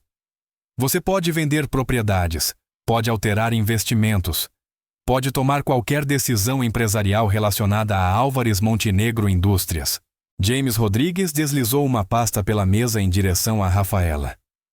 "Aqui está a lista atual de funcionários da Álvares Montenegro Indústrias. A empresa tem um presidente e 3 vice-presidentes gerentes de departamento e demais colaboradores." Rafaela abriu a pasta. A primeira página mostrava a lista de executivos. O segundo nome da lista a fez parar. Henrique Álvares Montenegro, vice-presidente de operações. Salário anual $300 mil. "Quero demiti-lo", disse Rafaela. A sala ficou em silêncio. Henrique Álvares Montenegro perguntou: "Roberto Azevedo." "Sim, você tem autoridade para isso", respondeu ele com cuidado. "Mas tem certeza, ele trabalha para meus filhos agora. Não quero ele em nenhum lugar perto da herança deles. Vou preparar os documentos de desligamento", disse Roberto Azevedo. Rafaela assinou os papéis naquela mesma tarde. Na manhã seguinte, Henrique recebeu uma ligação do Departamento de Recursos Humanos, informando que seu contrato havia sido encerrado com efeito imediato. A segurança o acompanhou para fora do prédio. Na semana seguinte, Rafaela se reuniu com mais assessores. Eles lhe mostraram a mansão de Eduardo em Higienópolis. Tinha 22 quartos piscina e 5 acres de terreno. A mansão valia 12 milhões de dólares. Você poderia morar aqui, sugeriu David Park. O espólio cobre toda a manutenção e os impostos. Rafaela caminhou pelos enormes cômodos. Parou na biblioteca onde Eduardo havia lido o testamento. Olhou a grande escadaria e os lustres de cristal. Não disse ela. Nós não vamos morar aqui. Tem certeza, já está tudo pago. Não quero que meus filhos cresçam em um lugar assim. Não quero que pensem que isso é normal. Em vez disso, Rafaela procurou casas em Vila Mariana, estado de São Paulo. Queria permanecer perto de São Paulo, onde estavam seu trabalho e seus amigos. Encontrou uma casa de 4 quartos, em uma rua tranquila, próxima a boas escolas públicas. A casa custava 900 mil dólares. Tinha quintal-garagem e cômodos de tamanho normal. Esta disse Rafaela. É aqui que vamos morar. Mudaram-se 3 semanas depois. Mateus Lucas e Ana Clara tiveram pela primeira vez na vida um quarto só para cada um. Ana Clara chorou ao ver o quarto. É todo meu, só seu meu amor, disse Rafaela. Lucas começou imediatamente a cobrir as paredes com desenhos. Mateus organizou seus livros em uma estante perto da janela. Eles estavam felizes, mas Rafaela tomou uma decisão que surpreendeu a todos. Disse à supervisora no Hospital Geral de Estado de São Paulo que queria continuar trabalhando. Você não precisa mais trabalhar, disse a supervisora. Você tem mais dinheiro do que conseguiria gastar em 10 vidas. Eu sei, respondeu Rafaela, mas quero que meus filhos me vejam trabalhando. Quero que entendam que ter dinheiro não torna ninguém melhor do que quem não tem. Posso trabalhar 3 turnos por semana em vez de 5. Claro. O que você quiser. Rafaela matriculou Mateus Lucas e Ana Clara na escola pública primária a 6 quarteirões da nova casa. Outros pais perguntaram por que ela não os colocava em uma escola particular. Porque quero que conheçam todo tipo de gente, disse Rafaela. Não apenas pessoas ricas. Ela usou o fundo fiduciário para pagar reforço escolar e atividades extracurriculares. Mateus entrou para um time de futebol. Lucas começou aulas de arte aos sábados. Ana Clara iniciou aulas de violino. Mesmo assim, jantavam juntos em casa todas as noites. Faziam a lição de casa à mesa da cozinha. Continuavam tendo tarefas domésticas. Certa tarde, Rafaela se encontrou com Roberto Azevedo para discutir o que mais gostaria de fazer com o dinheiro de Eduardo. Quero criar um fundo de bolsas de estudo, disse Rafaela para mães solteiras que queiram concluir a faculdade de enfermagem. Quanto pretende destinar 5 milhões? Roberto Azevedo anotou. O que mais? Quero financiar uma creche gratuita em Zona Leste para que outras mães não precisem passar pelas dificuldades que eu passei. Mais 3 milhões. O Fundo de Bolsas Eduardo Álvares Montenegro foi criado em julho. Em setembro, 47, mulheres já haviam se candidatado às bolsas. A creche gratuita abriu em outubro e em poucos dias já tinha uma lista de espera com mais de 200 crianças. A história acabou chegando aos jornais. Jornalistas escreveram sobre a família racista que perdeu sua fortuna. Escreveram sobre Dona Vitória e o ultimato que dera a Henrique 7 anos antes. Escreveram sobre 3 crianças inocentes rejeitadas por causa da cor da pele da mãe. O nome Álvares Montenegro passou a ser associado à intolerância e ao ódio. A família, que havia sido respeitada em Higienópolis por 3 gerações, agora era conhecida pelo racismo. Elisa leu os artigos em Tampa, na Flórida, onde estava começando o novo emprego. Ela havia mudado o sobrenome para o nome de solteira da mãe Porter. Não queria mais ser uma Álvares Montenegro. Tentou ligar para Henrique, mas não encontrou palavras. O que havia para dizer? A avó deles destruíra tudo com seu ódio. O legado da família estava arruinado. Ela desligou antes mesmo da chamada a completar. Henrique também viu os artigos. Leu tudo no laptop em seu apartamento em Osasco. Havia perdido o emprego na Álvares Montenegro Indústrias. Amanda ficara com metade de suas economias no divórcio. Ele vivia com o que restara enquanto procurava um novo trabalho. Nos últimos 2 meses, enviara 12 cartas para Rafaela. Ela nunca respondera a nenhuma. Ele sabia que provavelmente ela as jogara fora sem ler, mas continuava escrevendo porque não sabia o que mais fazer. Naquela noite, sentou-se à pequena mesa da cozinha com uma caneta e papel. Escreveu mais uma carta pedindo desculpas. Escreveu sobre como desejava poder voltar 7 anos no tempo e fazer escolhas diferentes. Escreveu sobre como queria ser pai se ela permitisse. Selou a carta em um envelope e escreveu o novo endereço de Rafaela em Vila Mariana. Ficou ali segurando o envelope. Sabia que ela nunca o leria, mas mesmo assim colou um selo e caminhou até a caixa de correio da esquina. A carta chegou à casa de Rafaela em Vila Mariana 3 dias depois. Estava na caixa de correio quando ela voltou do plantão no hospital. Reconheceu a letra de Henrique no envelope. Não abriu. Colocou a carta em uma caixa de sapatos na prateleira mais alta do armário do quarto, junto com todas as outras que ele havia enviado. Já havia 17 cartas naquela caixa. 6 meses se passaram. O verão virou outono. As folhas das árvores na rua de Rafaela mudaram de cor e caíram no chão. Mateus Lucas e Ana Clara se adaptaram à nova escola. Fizeram amigos no bairro. Convidaram outras crianças para brincar no quintal. Em uma manhã de sábado de outubro, Rafaela fez panquecas no café da manhã. A cozinha estava quente e cheirava a xarope de bordo. Mateus estava à mesa terminando o dever de matemática. Lucas desenhava um dragão. Ana Clara praticava escrever o próprio nome em letra cursiva. Mãe, tem o jogo de futebol hoje às 11, disse Mateus. Você pode ir. Claro que posso, respondeu Rafaela. Não perderia por nada. A gente pode tomar sorvete depois, perguntou Lucas. Se vocês comerem os legumes no jantar hoje à noite, sim? Ana Clara levantou os olhos do papel. Isso não é justo. O Mateus joga futebol e a gente ganha sorvete. O que eu ganho? Você vai assistir seu irmão jogar, disse Rafaela. É isso que famílias fazem. A gente apoia uns aos outros.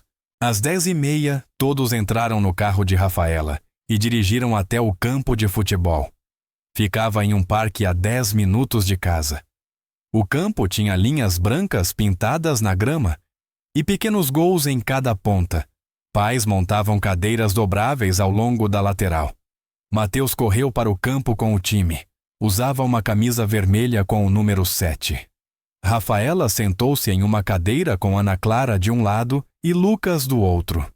Lucas trouxe o caderno de desenho e começou a desenhar a cena à frente. O jogo começou exatamente às 11. Mateus jogava na defesa. Era bom nisso. Rápido, parecia sempre saber para onde a bola iria. Rafaela comemorava toda vez que ele tocava na bola.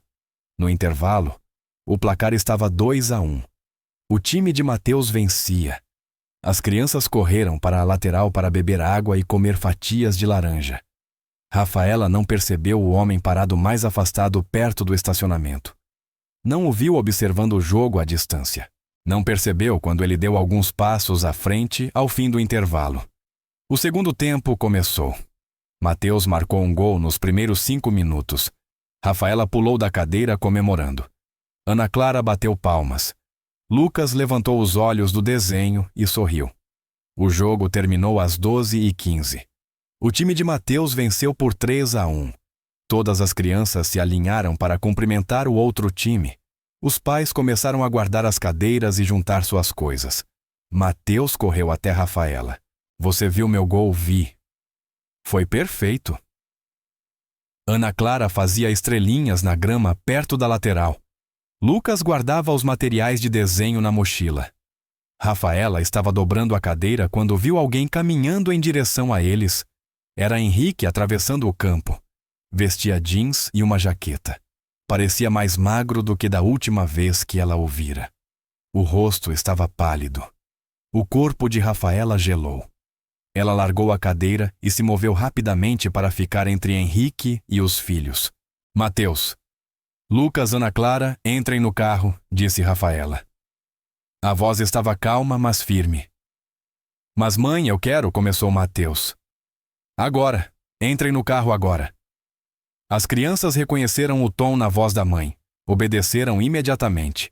Mateus segurou a mão de Ana Clara. Lucas o seguiu até o estacionamento. Henrique parou de andar quando estava a cerca de 3 metros. Levantou as mãos. Não vim causar problemas. Eu só queria assistir. Como você soube que estaríamos aqui? Perguntou Rafaela. Vi uma foto que você postou online. O Mateus estava com um uniforme de futebol. Pesquisei a liga. Encontrei a tabela. Então você dirigiu todo esse caminho desde Osasco para nos espionar. Eu queria vê-los. Queria ver meus filhos. Eles não são seus filhos. Biologia não faz de você um pai, Henrique. Estar presente é o que faz um pai. Onde você estava quando o Mateus estava aprendendo a andar? Onde você estava quando a Ana Clara teve pneumonia e eu passei 3 dias no hospital com ela? Onde você estava quando o Lucas aprendeu a ler? Eu não sabia que eles existiam, disse Henrique. A voz falhou. Eu não sabia, Rafaela. Isso não importa mais. Importa para mim. Bom, não importa para eles. Eles não sabem quem você é. Eles têm uma vida boa. São felizes. Não vou deixar você confundi-los. Henrique olhou por cima do ombro de Rafaela em direção ao estacionamento onde as crianças estavam ao lado do carro. Mateus abraçava Ana Clara. Lucas observava a cena com olhos preocupados. Eles sabem sobre mim? Perguntou Henrique em voz baixa. Eles sabem que tem um pai biológico que não fez parte da vida deles. É tudo o que precisam saber por enquanto. E quando forem mais velhos, você vai dizer que eu tentei.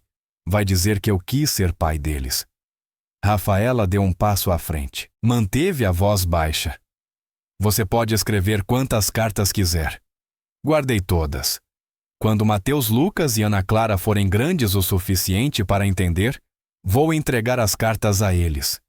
Eles decidirão se querem te conhecer. Mas até lá fique longe de nós. Não apareça em jogos de futebol. Não nos siga. Não tente contato com eles. Eu só quero conhecê-los. Você deveria ter pensado nisso 7 anos atrás, quando desligou o telefone e bloqueou meu número. Eu estava com medo. Minha avó ameaçou. Não me importa o que sua avó ameaçou, disse Rafaela. A voz era de aço. Você fez uma escolha. Escolheu dinheiro e a aprovação da sua família em vez de mim, em vez de nós. Não pode voltar agora e agir como vítima. Os olhos de Henrique se encheram de lágrimas. Eu sei que errei. Sei que nunca posso consertar o que fiz. Mas eles também são meus filhos. Eu não tenho nenhum direito. Você abriu mão dos seus direitos quando nos abandonou. Quer vê-los? Leve-me ao tribunal. Arrume um advogado. Peça guarda. Veja o que acontece. Henrique baixou a cabeça. Os dois sabiam que ele não tinha base legal alguma. Nunca fora incluído nas certidões de nascimento. Nunca pagara a pensão. Nunca fizera parte da vida deles. Não estou tentando tirá-los de você, disse Henrique em voz baixa. Só quero fazer parte da vida deles de alguma forma. Por favor, Rafaela. Estou implorando. Rafaela olhou para o homem que um dia amara. O homem que partira seu coração. O homem que era o pai biológico de seus filhos, mas nunca fora um pai. Eu preciso ir, disse ela. Meus filhos estão esperando. Posso escrever para eles. Posso mandar presentes de aniversário. Você pode escrever cartas. Eu vou guardá-las. Mas não mande presentes. Não mande coisas. Eles não precisam de nada vindo de você. Rafaela passou por Henrique em direção ao estacionamento. Não olhou para trás. Quando chegou ao carro, os 3 filhos estavam ao lado do porta-malas, com os rostos cheios de perguntas. Quem era aquele homem-mãe? Perguntou Mateus. Rafaela respirou fundo. Ajoelhou-se para ficar na altura deles.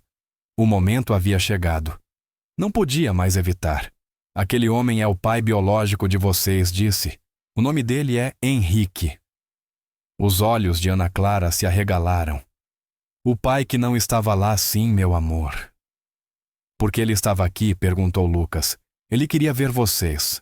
Queria ver você jogar futebol, Mateus. Mateus pareceu confuso. Mas a gente não conhece ele. Não, vocês não conhecem. A gente tem que conhecer ele, perguntou Ana Clara com a voz pequena e assustada. Não, se vocês não quiserem, disse Rafaela, puxando os três para um abraço. Vocês não precisam fazer nada que não queiram. Ele não faz parte da nossa família. É apenas alguém que por acaso compartilha o DNA de vocês. Eu não quero conhecer ele, disse Mateus. A gente não precisa de um pai. A gente tem você. Lucas assentiu. A gente está bem, só nós. Ana Clara abraçou a mãe com mais força. A gente pode ir para casa agora. Sim, vamos para casa. Eles entraram no carro. Rafaela ligou o motor e saiu do estacionamento. Pelo retrovisor viu Henrique ainda parado no campo de futebol. Parecia pequeno e sozinho. Ela foi embora sem olhar para trás novamente. Naquela noite, depois que as crianças estavam dormindo, Rafaela sentou-se à mesa da cozinha com uma xícara de chá. Pensou no que Mateus dissera. A gente não precisa de um pai. A gente tem você. Seus filhos eram fortes, eram completos. Não sentiam que faltava algo em suas vidas porque ela nunca deixara esse vazio existir. Mas se perguntou se isso mudaria quando crescessem. Será que começariam a fazer mais perguntas? Será que um dia quereriam conhecer Henrique? Será que ficariam com raiva por ela tê-lo mantido afastado? Não tinha respostas. Estava fazendo o melhor que podia. No apartamento em Osasco, Henrique estava sentado no sofá olhando para o nada. Tinha visto os filhos naquele dia. Vira Mateus jogar futebol. Vira Lucas desenhar. Vira Ana Clara dar estrelinhas. Eles pareciam felizes. Pareciam uma família completa, uma família que não tinha espaço para ele. Ele era um estranho para os próprios filhos, e não tinha ninguém a culpar além de si mesmo. Na noite seguinte, depois que Mateus, Lucas e Ana Clara adormeceram, Rafaela foi até o closet do quarto. Pegou a caixa de sapatos da prateleira mais alta e a levou para a cama. Sentou-se e abriu a tampa. 17 cartas, todas em envelopes com a letra de Henrique. Ela nunca havia aberto nenhuma. Dizia a si mesma que não se importava com o que ele escrevesse. Dizia a si mesma que as palavras dele não tinham importância. Mas naquela noite, depois de vê-lo no campo de futebol, precisava saber. Abriu a primeira carta. Era datada de 3 dias após a audiência no tribunal. Querida Rafaela, eu sei que você provavelmente nunca vai ler isto. Sei que tem todos os motivos do mundo para me odiar. Mas preciso dizer estas coisas mesmo que você nunca as veja. Eu não sabia que você estava grávida. Juro por tudo o que ainda me resta que eu não sabia. Se soubesse, eu teria... Não sei o que teria feito. E esse é o problema. Eu era tão fraco que nem consigo afirmar que teria ficado. Minha avó controlou minha vida inteira. Disse o que eu deveria estudar na faculdade. Disse onde eu deveria trabalhar. Disse com quem eu podia namorar. Quando mandou eu terminar com você, eu obedeci como sempre obedeci. Eu dizia a mim mesmo que iria enfrentá-la depois. Dizia a mim mesmo que voltaria para você, mas estava mentindo para mim mesmo. Sempre fui covarde demais. Sinto muito. Sei que desculpa não é suficiente. Sei que isso não conserta nada, mas sinto muito, muito mesmo. Henrique. Rafaela colocou a carta de lado e abriu a seguinte. Era mais longa. Henrique escrevia sobre como tentara encontrá-la após o término, mas ela havia se mudado. Escrevia sobre ter se casado com Amanda porque a avó aprovava. Escrevia sobre o vazio que sentira todos os dias do casamento. A terceira carta falava do momento em que viu Mateus, Lucas e Ana Clara na biblioteca. Descrevia como o mundo inteiro havia parado ao ver aqueles olhos verdes. Rafaela leu todas as cartas. Algumas eram curtas, outras tinham várias páginas. Em todas, Henrique pedia desculpas, Falava sobre sua fraqueza e seu arrependimento. Implorava por uma chance de ser pai. Quando terminou de ler, já passava da meia-noite. Os olhos de Rafaela doíam de tanto chorar. Não porque o tivesse perdoado, mas porque percebeu que a vida que ele escolhera o destruíra completamente. Ele perdera a esposa, o emprego, a família, a avó, a irmã. Não lhe restara nada além de culpa e arrependimento. Ela sentiu pena, mas pena não era o mesmo que perdão. Ela colocou as cartas de volta na caixa e a devolveu à prateleira. 3 dias depois, Rafaela recebeu uma ligação no trabalho. O número era do hospital de Higienópolis. "Esta é a senhora Rafaela dos Santos?", perguntou uma voz feminina. "Sim. Aqui é a enfermeira Peterson do hospital de Higienópolis. Estou ligando a respeito de Vitória Montenegro. Ela faleceu esta manhã às 6h45. A senhora consta como contato para fins do espólio." Rafaela ficou confusa. "Eu não sou parente dela. Ela tem um neto. O senhor Henrique Montenegro também está sendo contatado, mas de acordo com os documentos legais protocolados após o processo, a senhora é a administradora do espólio. O hospital precisava informá-la." "Ah, certo. Obrigada por avisar." Rafaela desligou. Ela ficou parada na sala de descanso do hospital, olhando para o telefone. Vitória Montenegro estava morta. A mulher que ameaçara destruí-la. A mulher que obrigara Henrique a terminar o relacionamento. A mulher que passara os últimos meses tentando tirar tudo de 3 crianças inocentes. Rafaela não sentiu nada. Nem alegria, nem tristeza. Apenas vazio. Pensou em contar a Mateus Lucas e Ana Clara, mas decidiu não fazê-lo. Vitória nunca fizera parte da vida deles. A morte dela não mudava nada para eles. 4 dias depois, o funeral de Vitória aconteceu em uma igreja em Higienópolis. Rafaela não foi. Não havia motivo para estar lá. Soube por Roberto Azevedo que apenas Henrique comparecera. Mais ninguém. Nem Elisa, nem os primos, nem antigos amigos da família. Vitória morreu da mesma forma como viveu sozinha e amarga. Naquela noite, depois que as crianças foram dormir, Rafaela sentou-se à mesa da cozinha. Pegou uma folha de papel e uma caneta. Ficou olhando para a página em branco por muito tempo. Finalmente começou a escrever. "Henrique, esta é a primeira vez que escrevo para você em 7 anos. Não estou escrevendo porque te perdoei. Não estou escrevendo porque acho que você merece uma resposta. Estou escrevendo porque meus filhos perguntaram sobre você de novo, depois de te verem no campo de futebol. Ana Clara perguntou se você era uma pessoa má. Mateus perguntou se você não os queria. Lucas perguntou se eles tinham feito algo errado. Eu tive que explicar para 3 crianças de 6 anos que o pai delas fez escolhas que machucaram pessoas. Tive que dizer a elas que adultos às vezes falham de maneiras terríveis. Não estou pronta para deixar você entrar na vida deles. Não sei se algum dia estarei pronta. Você não nos escolheu quando isso importava. Escolheu dinheiro e a aprovação da sua família.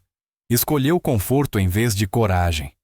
Essas escolhas têm consequências, mas eu guardei todas as suas cartas às 17. Li todas na semana passada. Sei que você sente muito. Sei que se arrepende de tudo. Acredito que você esteja sofrendo. Mas o seu sofrimento não apaga o que você fez comigo. Não apaga os 7 anos que passei sozinha. Quando Mateus Lucas e Ana Clara forem mais velhos, vou entregar a eles as suas cartas. Vou deixá-los ler tudo o que você escreveu. Eles decidirão se querem te conhecer. Essa decisão pertence a eles, não a mim. Mas até que sejam grandes o suficiente para entender, você precisa respeitar meus limites. Não apareça na escola deles. Não vá aos jogos. Não entre em contato com eles. Você pode continuar escrevendo cartas se quiser. Eu vou guardá-las, mas não espere que eu volte a responder. Esta é a única resposta que você vai receber. Soube da morte da sua avó. Não vou fingir tristeza. Ela tentou me destruir e destruir meus filhos por ódio. Mas digo isto, ela destruiu a própria família também. Você, Elisa, todos vocês pagaram o preço do racismo dela. Espero que agora você entenda que escolher o ódio nunca leva a nada bom. Cuide de você, Henrique. Faça terapia. Descubra como ser uma pessoa melhor. Talvez um dia, quando nossos filhos forem adultos, eles queiram te conhecer.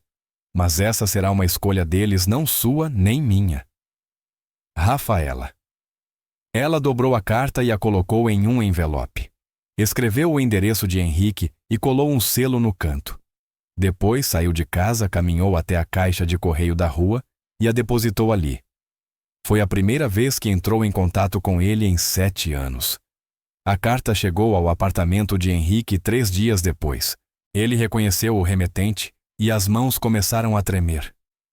Rafaela havia respondido. Depois de 17 cartas sem resposta, ela finalmente escrevera. Ele sentou-se no sofá e abriu o envelope com cuidado. Leu a carta devagar, absorvendo cada palavra. Quando terminou, leu novamente depois uma terceira vez. Não era perdão, isso estava claro, mas também não era uma rejeição total. Ela estava guardando as cartas. Mostraria aos filhos quando fossem mais velhos. Estava dando a eles a escolha. Era mais do que ele merecia. Era a única esperança que tinha. Henrique dobrou a carta com cuidado e a colocou na carteira. Passou a carregá-la consigo o tempo todo. Nos dias em que a culpa pesava demais, ele tirava a carta e a lia novamente. Essa decisão pertence a eles, não a mim. Um dia seus filhos decidiriam se queriam conhecê-lo. Ele precisava aceitar isso. Precisava viver com a possibilidade de que eles escolhessem nunca vê-lo. Essa era a consequência de suas escolhas. Ele ligou o laptop e pesquisou terapeutas em Osasco. Encontrou um especializado em ajudar pessoas a lidar com arrependimento e questões familiares. Marcou uma consulta para a semana seguinte. Não podia consertar o passado, mas talvez pudesse se tornar alguém de quem seus filhos não sentiriam vergonha no futuro. Em Vila Mariana, Rafaela passou para ver Mateus, Lucas e Ana Clara antes de dormir. Os 3 dormiam tranquilamente. Mateus havia se descoberto das cobertas. Rafaela as puxou de volta. Lucas abraçava seu elefante de pelúcia favorito. Ana Clara dormia de lado com a mão sob a bochecha. Eram boas crianças. Eram felizes. Tinham tudo o que precisavam. Rafaela os mantivera seguros. Protegera-os de pessoas que poderiam machucá-los. Construíra para eles uma vida estável e cheia de amor. Enviar aquela carta para Henrique tinha sido a decisão certa não por ele, mas pelos filhos. Um dia, eles seriam grandes o suficiente para fazer suas próprias escolhas sobre o pai. Quando esse dia chegasse, ela queria que tivessem todas as informações. Queria que soubessem que ela lhes dera essa escolha. Mas por enquanto ainda eram crianças e ela continuaria protegendo-os pelo tempo que precisassem dela. 2 anos se passaram. Mateus, Lucas e Ana Clara tinham agora 8 anos. Haviam crescido. Os rostos já não tinham a suavidade da primeira infância. Estavam se tornando pessoas próprias com interesses e personalidades diferentes. Numa manhã de terça-feira em setembro, Rafaela estava na cozinha preparando o café da manhã. As crianças desceram uma a uma já prontas para a escola.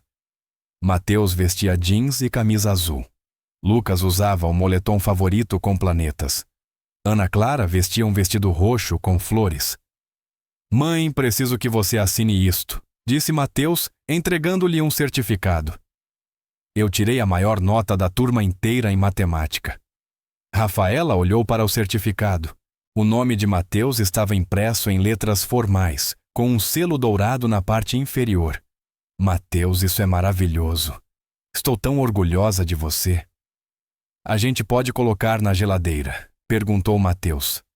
"Claro." Lucas puxou um papel enrolado da mochila. "Eu também ganhei alguma coisa. Venci o concurso de arte da escola. Meu desenho do dragão vai ficar exposto na biblioteca." "Os 2 na mesma semana", disse Rafaela. Ela pendurou o certificado de Lucas ao lado do de Mateus na geladeira.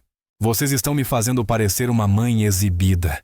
"E eu?", perguntou Ana Clara. "Eu não ganhei nada." "Você tem um recital de violino no sábado", disse Rafaela. Isso é tão importante quanto. Eles tomaram café da manhã juntos como faziam todas as manhãs. Panquecas e frutas suco de laranja. As crianças falaram sobre o dia que teriam. Mateus tinha prova de matemática. Lucas tinha aula de artes. Ana Clara estava nervosa com o recital. Você vai se sair muito bem, disse Rafaela. Você está praticando todos os dias há 2 meses. Depois do café, Rafaela levou as crianças para a escola. Observou enquanto entravam pelas portas da frente com as mochilas. Outras crianças acenavam para eles. Seus filhos tinham amigos, eram felizes, se encaixavam. Ninguém na escola os tratava de forma diferente por causa do dinheiro. Rafaela havia se certificado disso. Pedira aos professores que não mencionassem o caso Álvares Montenegro. Vestia as crianças com roupas comuns. Ensinava-as a serem gentis e humildes. Depois de deixá-los na escola, Rafaela dirigiu até Zona Leste. Queria visitar a creche que financiara 2 anos antes. O prédio estava completamente diferente. O exterior fora pintado de amarelo vivo. Novos brinquedos preenchiam o pátio. Crianças brincavam nos balanços e escorregadores. Dentro, a diretora Sra. Washington recebeu Rafaela com um abraço. Olha isso tudo. Dá para acreditar que é o mesmo prédio. As salas estavam limpas e claras. Brinquedos enchiam caixas ao longo das paredes. Livros ocupavam prateleiras baixas. Crianças sentavam em círculos enquanto professoras liam histórias. Estamos atendendo 132 crianças agora, disse a Sra. Washington. Mães solteiras que antes não tinham como pagar uma creche.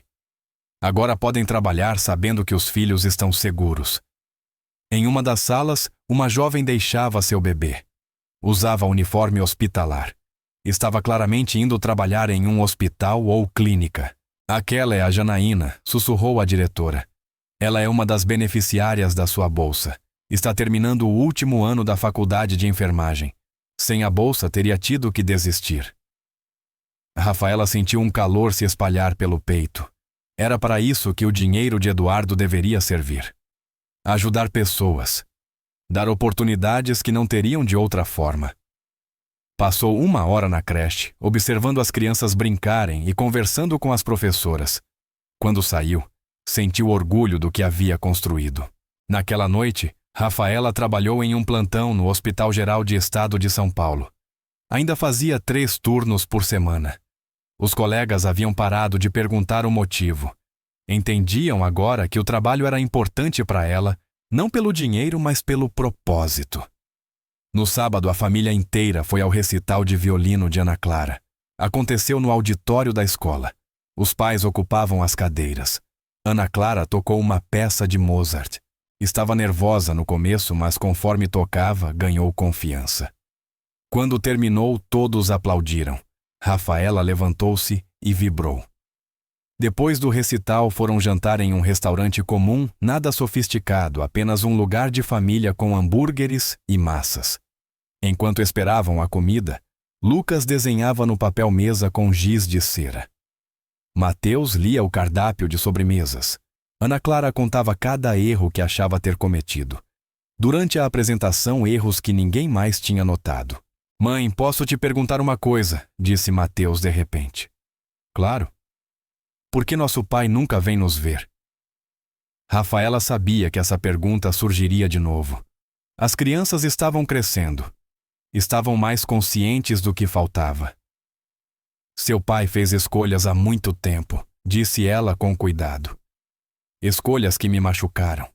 Ele não estava presente quando vocês nasceram. Não estava quando eram bebês. Não estava quando precisavam dele.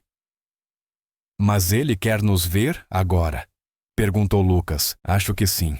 Mas querer algo agora não apaga o fato de que ele não esteve presente antes. A gente vai conhecer ele algum dia? Perguntou Ana Clara. Rafaela olhou para os 3 filhos. Eles mereciam honestidade. Isso depende de vocês.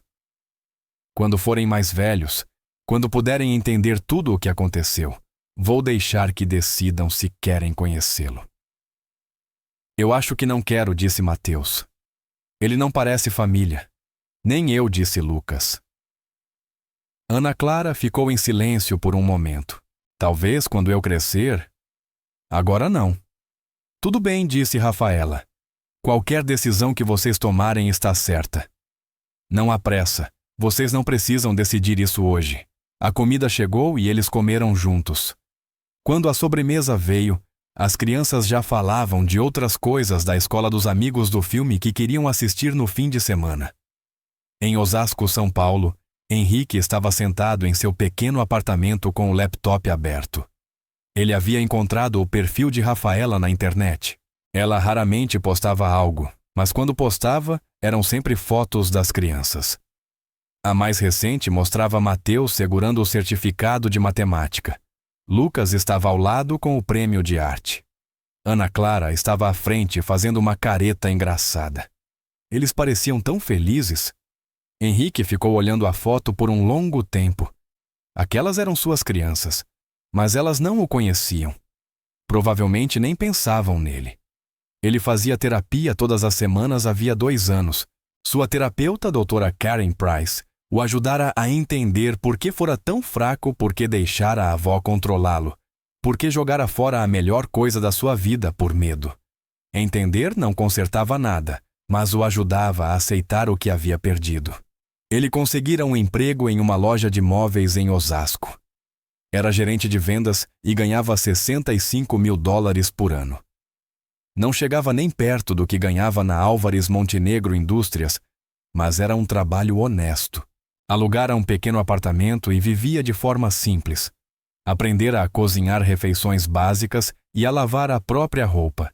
Estava aprendendo a viver com suas escolhas. Amanda se casara novamente 6 meses antes com um advogado de Avenida Paulista. Elisa permanecera em Tampa e mudara o sobrenome. Mandara um e-mail para Henrique 1 ano antes dizendo que havia seguido em frente e que ele deveria fazer o mesmo. Henrique fechou o laptop e olhou ao redor do apartamento vazio. Aquela era sua vida agora pequena, silenciosa e solitária. Ele escrevera 23 cartas para Rafaela e para as crianças ao longo de 2 anos. Não sabia se Rafaela as havia guardado. Não sabia se as crianças algum dia as leriam, mas continuava escrevendo porque era a única ligação que tinha. Na manhã do sábado seguinte, Rafaela acordou as crianças cedo. Se arrumem. Vamos sair. Para onde? Perguntou Lucas, esfregando os olhos. Vocês vão ver. Eles saíram de Vila Mariana em direção a São Paulo. As crianças cochilaram no banco de trás. Depois de 2 horas, Rafaela entrou no cemitério da Consolação, em Higienópolis. Por que estamos em um cemitério? Perguntou Mateus. Estamos visitando alguém, respondeu Rafaela. Caminharam juntos pelo cemitério. O ar da manhã estava fresco. Folhas cobriam o chão em tons de vermelho e dourado. Passaram por fileiras de lápides até chegar a uma de mármore cinza. Eduardo Álvares Montenegro, 1932, 15 de março. Abaixo do nome havia uma inscrição simples, um homem que escolheu a justiça no final. Ana Clara ajoelhou-se e colocou flores na base da lápide margaridas amarelas, suas favoritas. Obrigada, bisavô, sussurrou. Mateus aproximou-se e leu a inscrição. O que isso quer dizer? Um homem que escolheu a justiça no final. Quer dizer que ele tentou consertar as coisas, disse Rafaela. Ele viu que a família tinha feito algo errado. Tentou corrigir. Lucas tocou o mármore frio com a ponta dos dedos. A gente realmente conheceu ele. Conheceu, sim. Vocês eram muito pequenos. Provavelmente não se lembram. Eu queria lembrar, disse Ana Clara baixinho. Ficaram ali juntos em silêncio. Rafaela pensou em Eduardo no vídeo que ele gravara, em como dera às crianças um futuro que a própria família tentara lhes tirar. Ainda não sabia exatamente o que sentia por ele. Ele ficara em silêncio por anos, enquanto a família praticava racismo e ódio. Mas no fim, tentou fazer o que era certo. Talvez isso contasse para alguma coisa. Mãe, disse Mateus. Sim, meu amor. Você acha que o bisavô teria orgulho da gente? Rafaela ajoelhou-se e puxou Mateus para um abraço. Lucas e Ana Clara se juntaram. Os quatro se abraçaram ao lado do túmulo de Eduardo. Sim, disse Rafaela. Ele teria muito orgulho das pessoas que vocês estão se tornando. Ficaram mais alguns minutos. Depois, caminharam de volta ao carro de mãos dadas. A viagem de volta foi silenciosa. As crianças observavam as árvores passando pela janela. Rafaela pensou em tudo o que havia acontecido, a leitura do testamento, a batalha judicial, o ódio de Dona Vitória, a fraqueza de Henrique. Tudo aquilo levara àquele momento. Seus filhos estavam seguros, eram amados, tinham oportunidades que teriam sido impossíveis sem a decisão de Eduardo. A justiça viera devagar, mas viera. A família que escolhera o ódio em vez do amor pagara o preço. Dona Vitória morrera sozinha e amarga. Henrique perdera tudo. Elisa fugira do próprio nome. O Império Álvares Montenegro acabara, e 3 crianças que haviam sido rejeitadas por causa da cor da pele herdaram tudo. Se você gostou do vídeo de hoje, tenho certeza de que vai adorar o próximo. Não perca tempo. É só clicar na tela.